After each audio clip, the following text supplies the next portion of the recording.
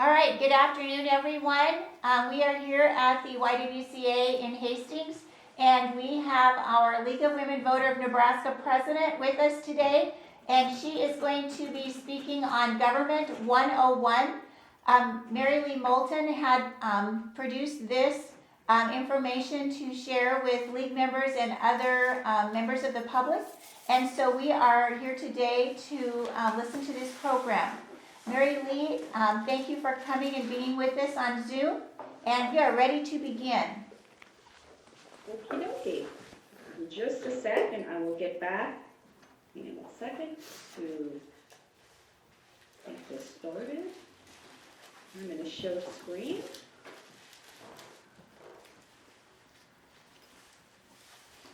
Okie dokie.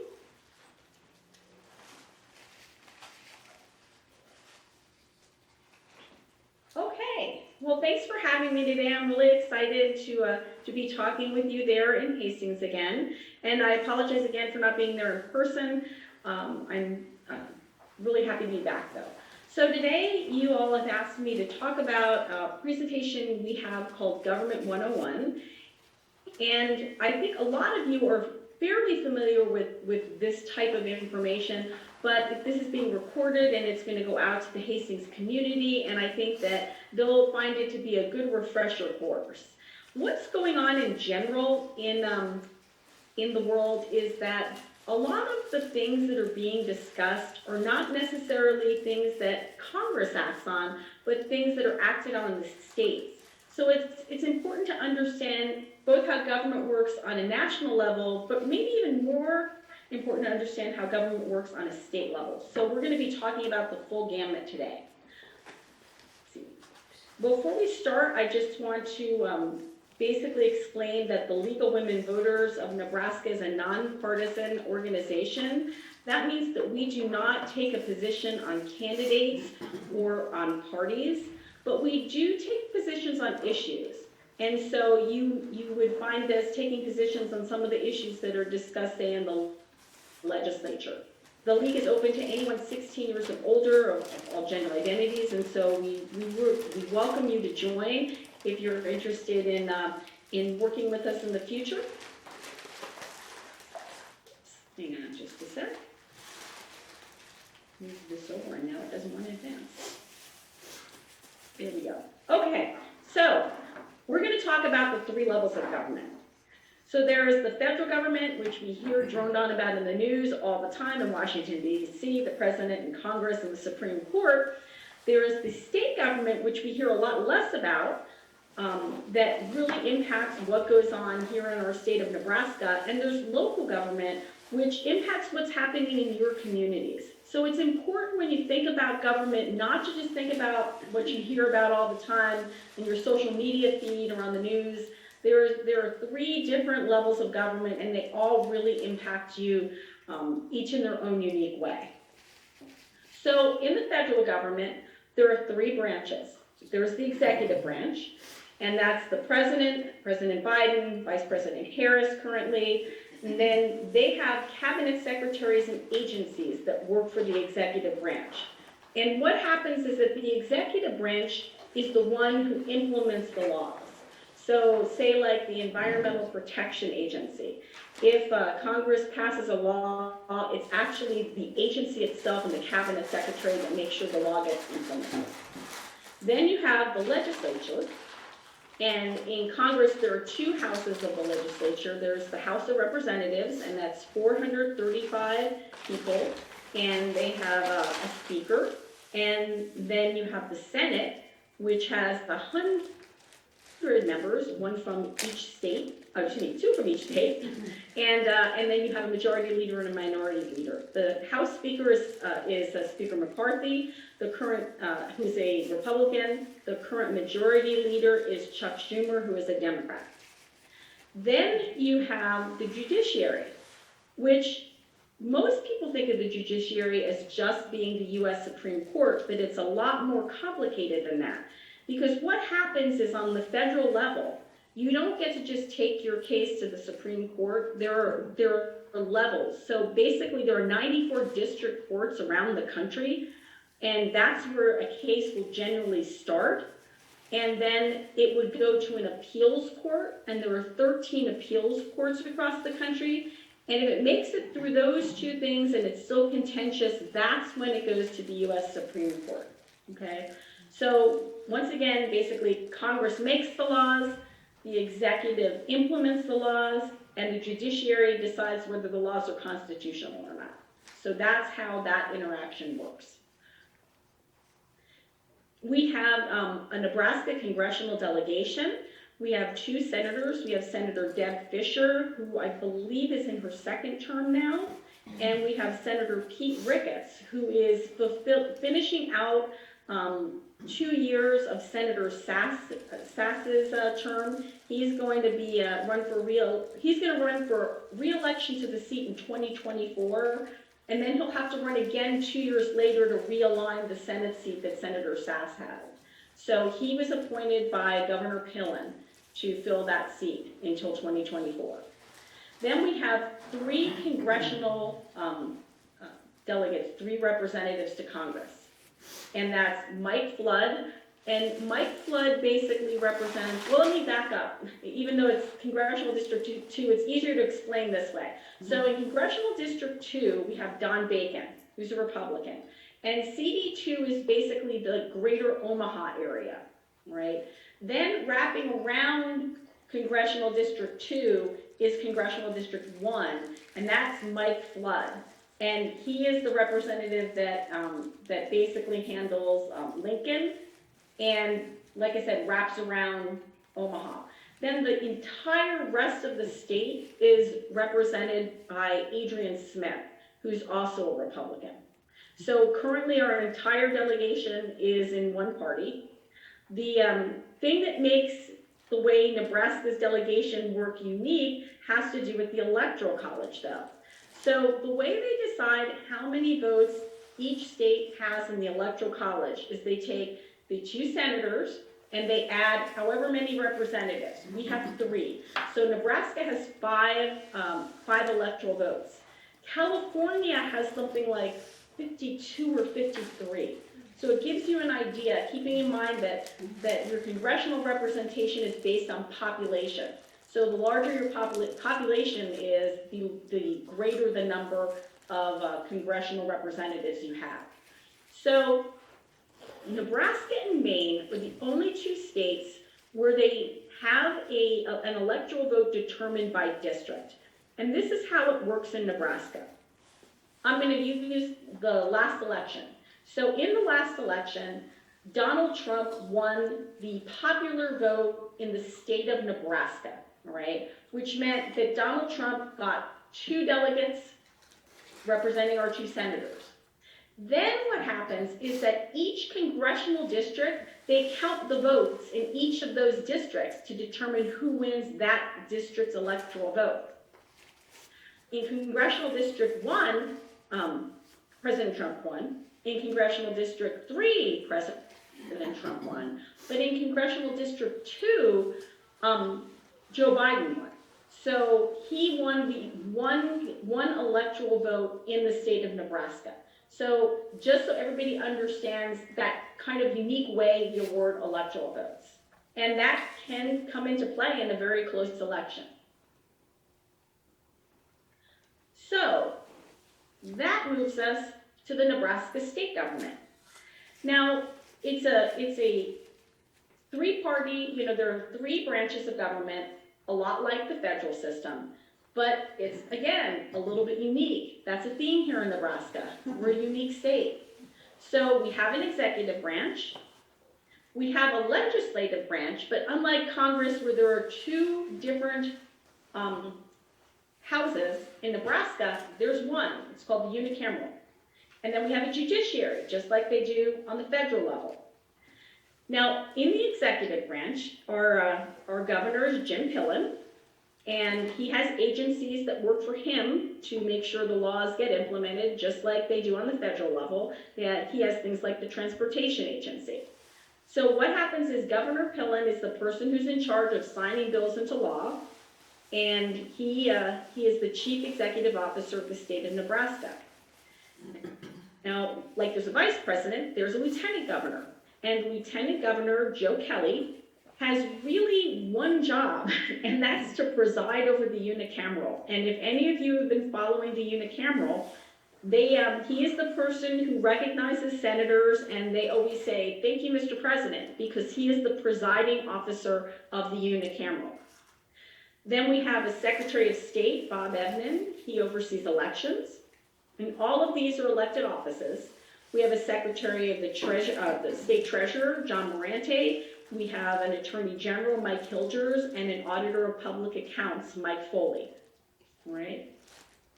Then you get to the legislative branch, and in Nebraska, as I said, it's one house, it's a unicameral.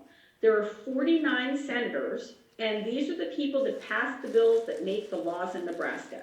So they have a huge impact on what goes on in our state.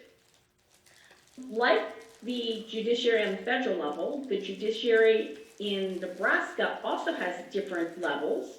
So it starts from the bottom. You can have county court. There's a juvenile court in Douglas, Sarpy, and Lancaster County. There's a workman's comp court. Then there are district courts, and they do general jurisdictional trials. And if you want to appeal, you would appeal to the Court of Appeals in Nebraska. There are 6 judges that are the Court of Appeals. And then what happens is the last level of courts in Nebraska, like in the federal government, is the Nebraska Supreme Court.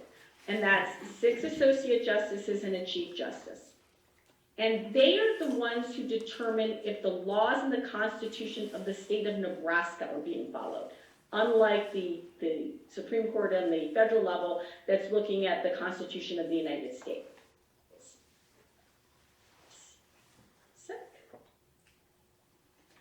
So, oops, hang on a second. I somehow missed a slide. I'm just going to go back.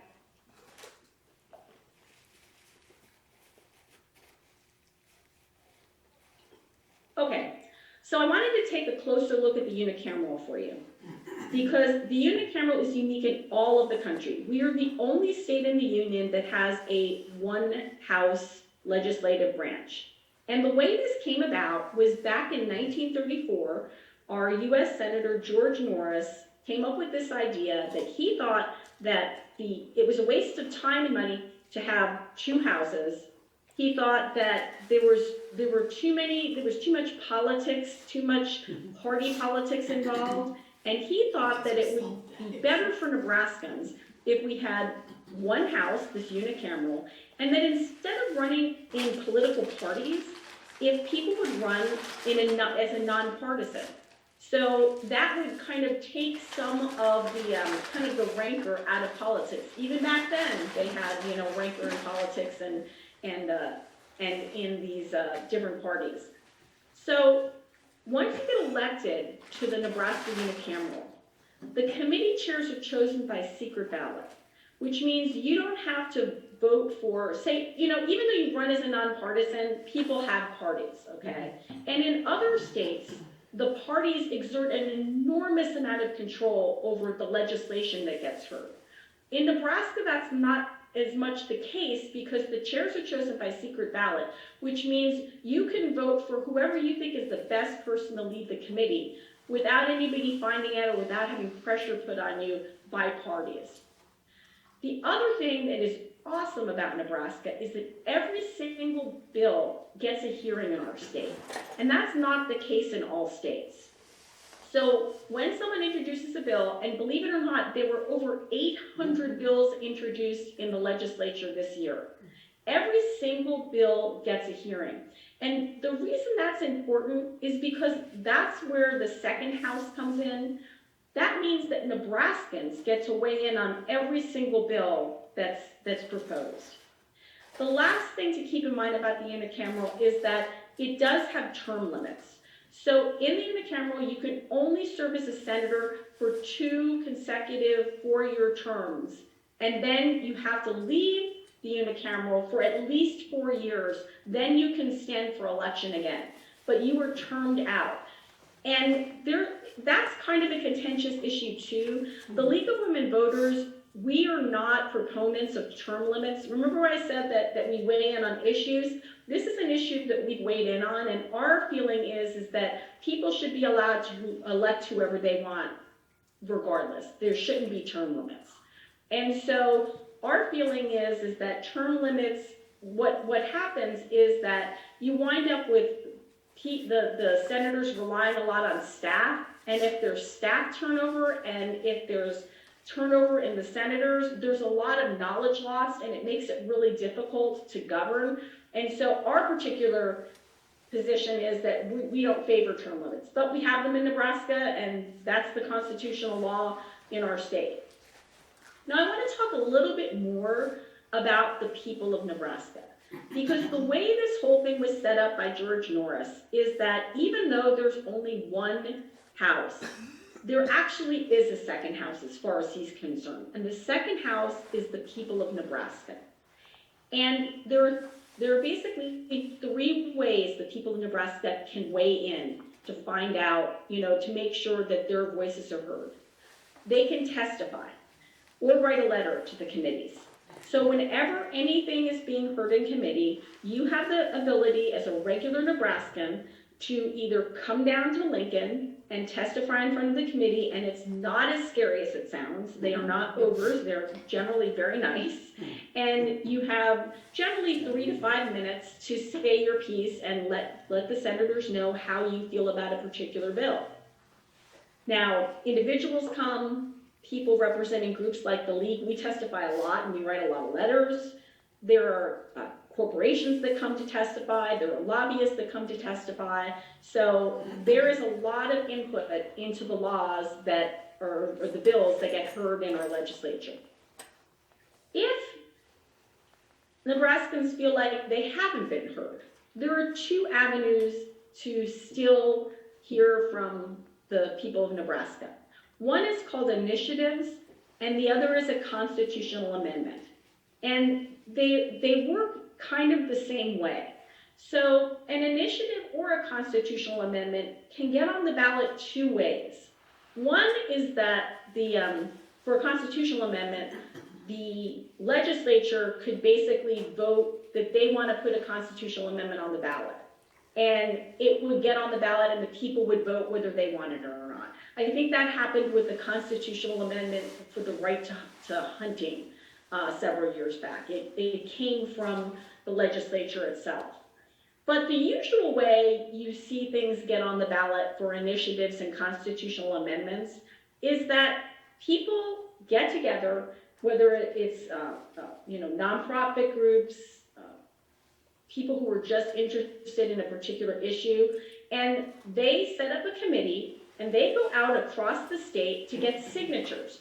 Now, for either a constitutional amendment or an initiative, you need to have the signatures of a certain percentage of the voters who voted in the last gubernatorial election, and you have to have signatures from, I believe it's something around 39 or 40 counties represented. You have to have signatures from that many counties.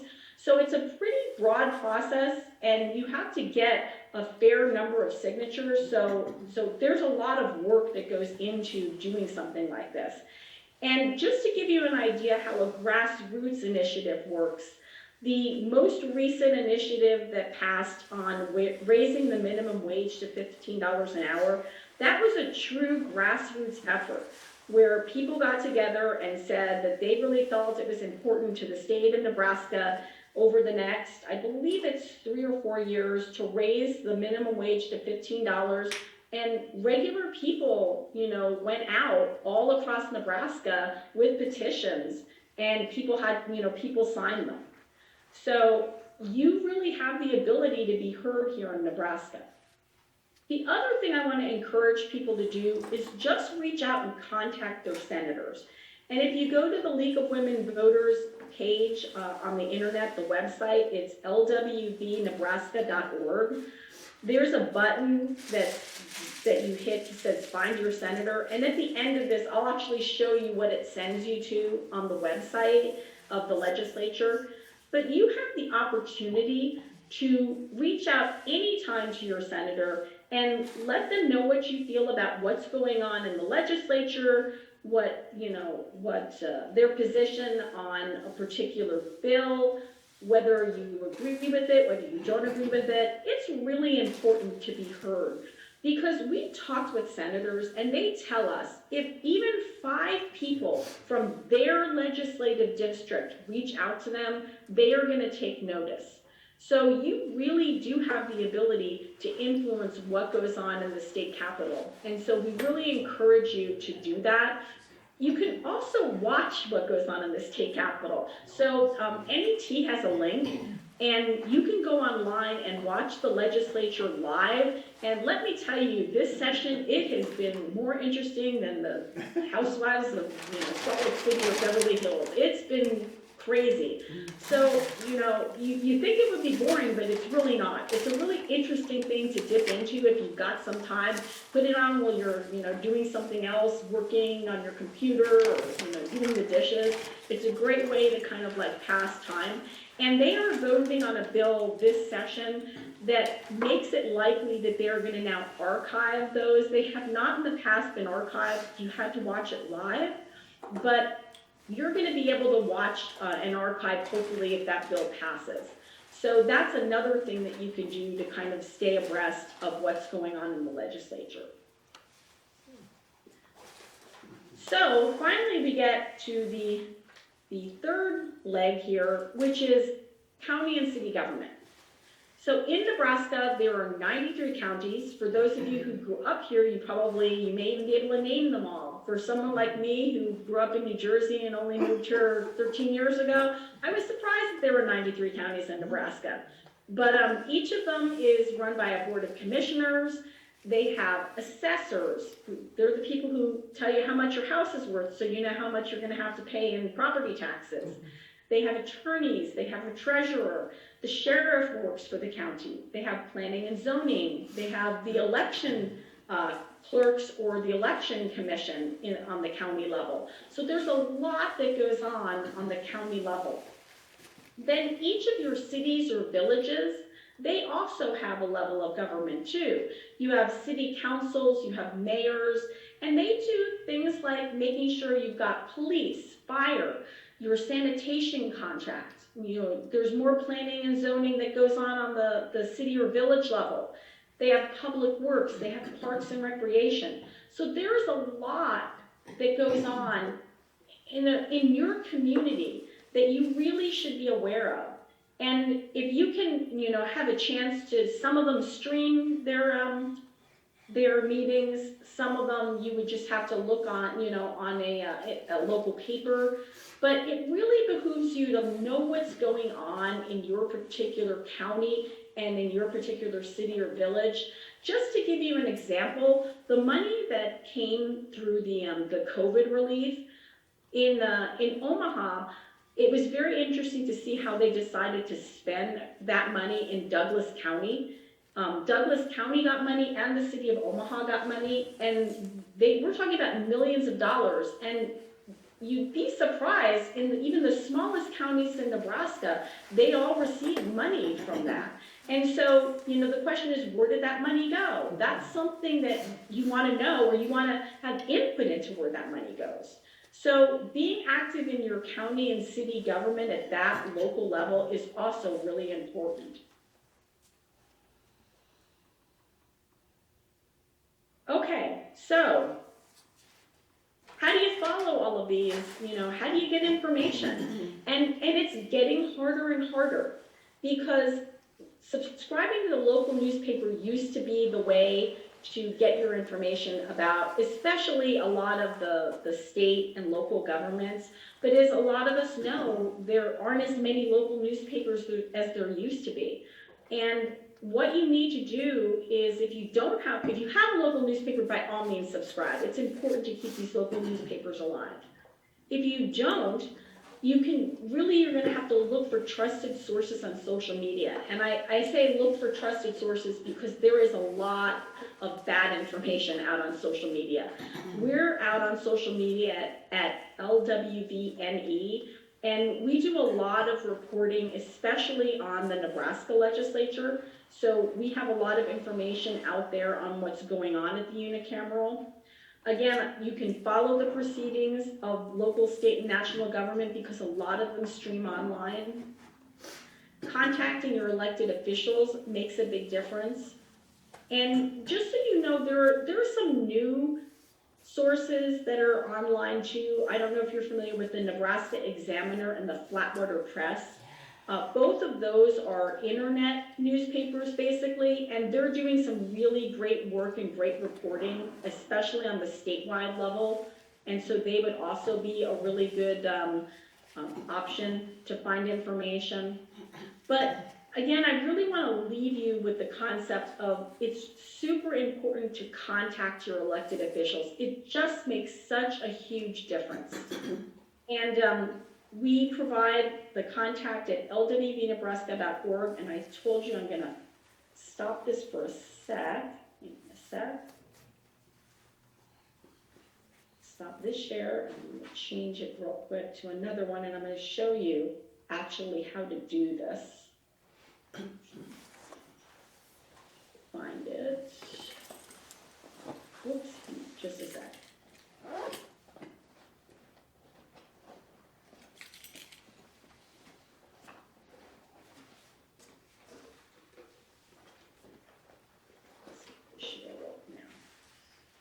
There we go. So you can either go to the Nebraska Legislature site, or you can go to lwvnebraska.org and click on Find Your Senator. And this is where it takes you to. And so you just put in your address. So I'm going to put in 220 North Hastings Avenue. I'm sure some of you know what this is. This is your city hall. Hastings, Nebraska, 68901. And it tells you who your senator is. So for this address, your senator is Steve Halloran. And if you click on his landing page, you get his email, his phone number, you know, the bills he's introduced, a little map of his legislative district. I'll take a quick look at this. So these are the bills that Senator Halloran introduced. And this is the status of them, all right? And then just go back real quick. This is his legislative district, and it shows you, see Hastings is in here, he has Adams County, and he has this area out here, okay? And then it even has a blog that he does. Last time he updated it was just at the beginning of the session. But it gives you a lot of interesting information, but the most important thing, it gives you his phone number and his contact information. So I'm going to stop this share real quick and hop back over to the PowerPoint.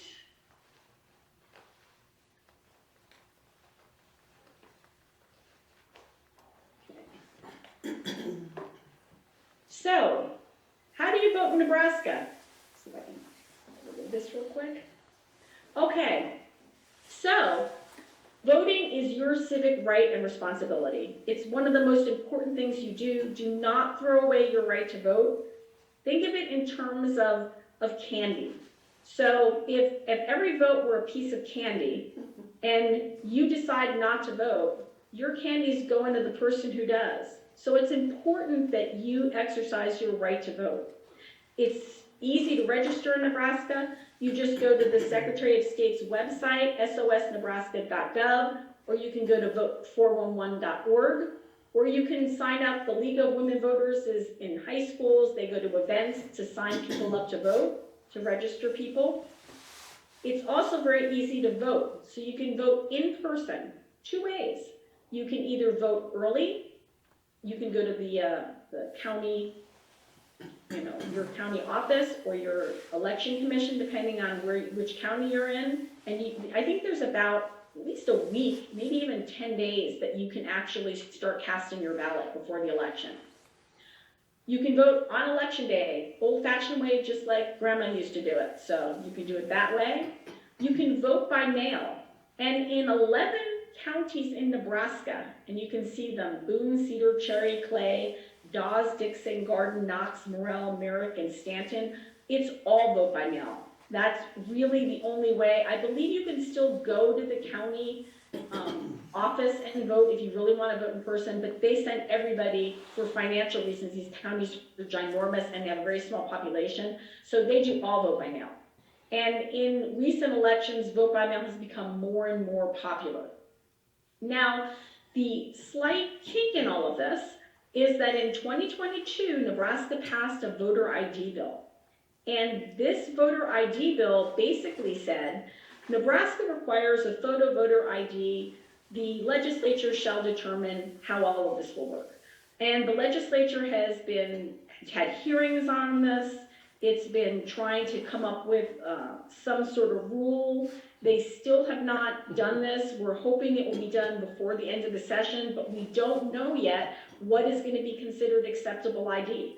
So stay tuned. The league is going to be very involved in the education process of voter ID, photo voter ID, and what it's going to entail when they finally make a decision and the governor signs a bill.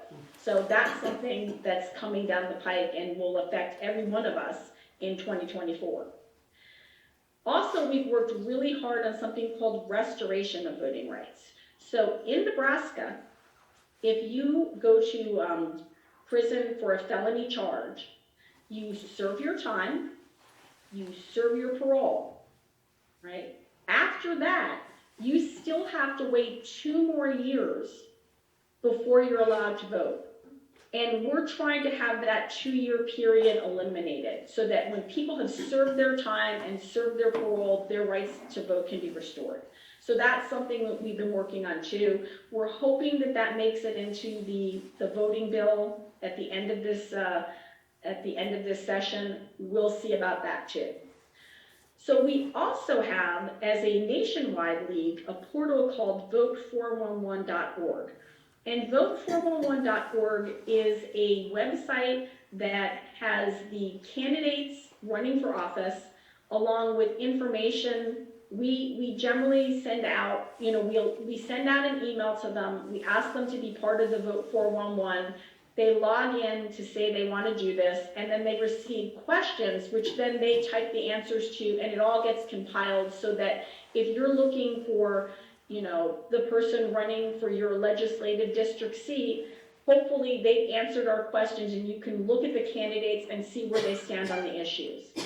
I would encourage you, when you're talking to current legislators, current elected officials, and people running for office, to say to them, when I'm going to vote, I look at Vote 411 to see if you've answered the questions, and I hope you'll consider doing it. Because there is, in this country, a push toward not answering questions of groups like this, so that you really don't know where they stand on the issues. And if you go to their websites to try to find out, there's nothing on their websites about where they stand on the issues.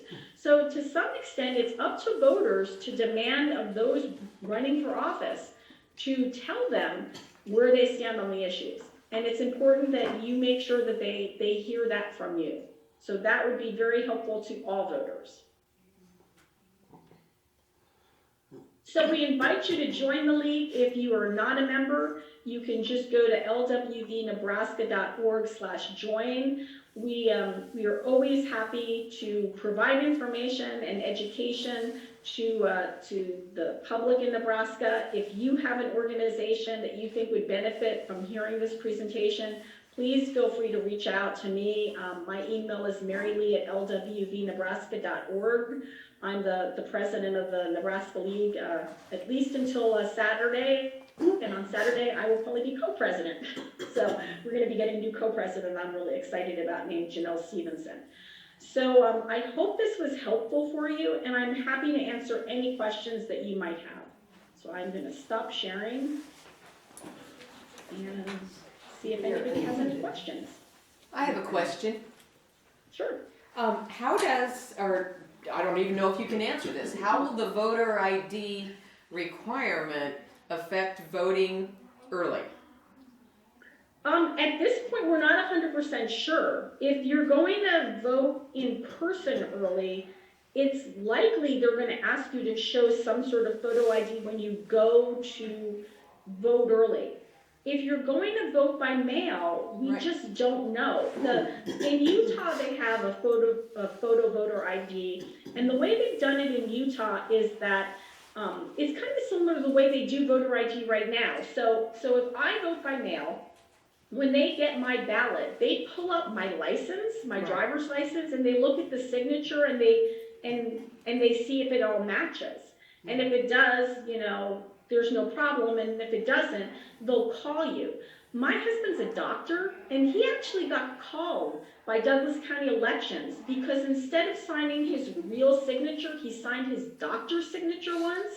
And they called and they were like, can we talk to him, please? Because this doesn't match. So they actually do look to see if it matches.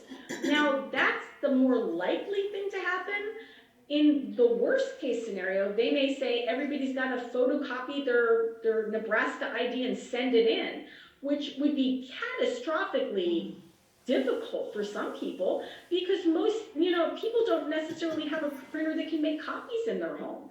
So that can cause all sorts of problems. So this is where, we've testified about the voter ID, trying to point out all of these issues to them. And we're just going to have to see what's in the final bill that hits the floor because we just don't know yet. They're still negotiating. So the voter ID, the voter ID is different from your voter registration because everybody would have signed that and that would be accessible. Right, and the thing is, and this is why we were against voter ID, when you sign your registration to vote, that's an affidavit. Right. If you're lying, they can charge you federally. So people don't lie about things like that. They don't want to go to jail. There is no, even the governor, even the Secretary of State, who's for voter ID, will tell you that there is not a problem in the state with people trying to vote illegally. There just isn't. This is a problem. This is an answer in search of a problem, and it's highly political, and it's really unfortunate. I think that in the end, there will be people who are eligible to vote who do not get to vote because they do not have ID. It's as simple as that. And we're trying to find the best way and to make sure there's a curing process where suppose you show up and they say you don't have your ID with you, you can't vote. Well, we want them to let people vote provisionally and give them 10 days to show up at the county clerk's office with their ID so that they can vote. We don't know if that's going to be in the bill. So, but we will have a big education, It's going to be an education process that we're going to have to help educate the entire Nebraska citizenry about what the rules are going to be. Other questions?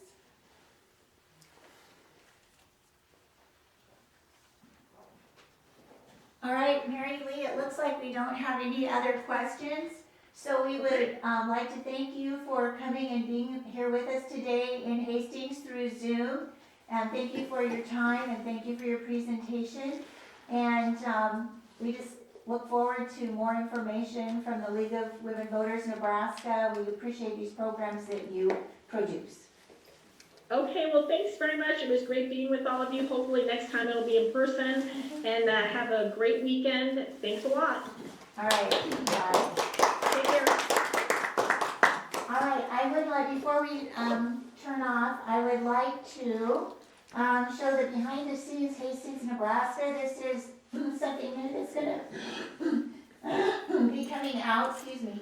It is a monthly newsletter that they're hoping is going to come out monthly. You may pick these up at Hastings City offices or the Hastings Utilities.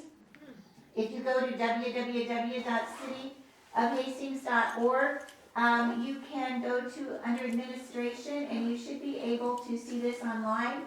And we're hoping that you can sign up so that it can just be emailed to you because of course this would be expensive to produce. So go online and read it or go to the Hastings City offices at 220 North Hastings Avenue or the Hastings Utilities is at 1228 North Denver Avenue. And thank you for joining us for our League of Women Voter of Hastings program on Government 101.